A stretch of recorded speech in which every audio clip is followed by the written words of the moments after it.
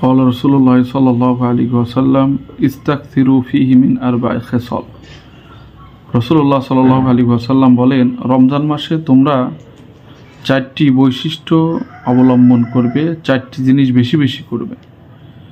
এর মধ্যে দুইটি হলো যে তুরদাউনা বিহিমা রব্বাকুম, যেটির মাধ্যমে তোমরা আল্লাহর সন্তুষ্টি অর্জন করতে পারবে।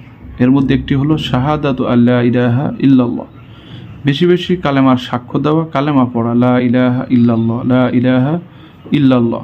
আর দুই নাম্বার হলো ওয়াতাস্তাগফিরুনাল্লাহ, আল্লাহর কাছে বেশি বেশি তাওবা করা, ইস্তেগফার করা। আর দুইটি খাসলাত রয়েছে, গুণ রয়েছে যে লা গিনা আবিকুম, যে দুটি গুণ অর্জন না করে মুমিনদের কোনো উপায় নেই। তার মধ্যে একটি হলো ফাতাসআলুন আল জান্নাতা, আল্লাহর কাছে জান্নাত চাওয়া, ওয়া তাউযুনা মিনান নার, আর জাহান্নাম থেকে মুক্তি চাওয়া। কারণ আমাদের মূল লক্ষ্যই তো জাহান্নাম থেকে মুক্তি এবং জান্নাতি হয়ে যাও। আর আল্লাহ পাক কালামে হাকিমের মধ্যে বলেছেন, সেই ব্যক্তি কিয়ামতে সফলকামী হবে, বড় সফলকামী যে ব্যক্তি মানে জান্নাতি হবে, জাহান্নাম থেকে মুক্তি পেয়ে যাবে। এই জন্য আসুন আমরা এই রমজান মাসে চারটি কাজ বেশি বেশি করি।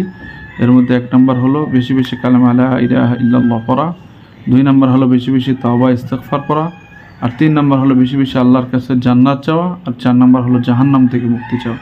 আল্লাহ এইগুলি আমাদের করার তৌফিক দেন।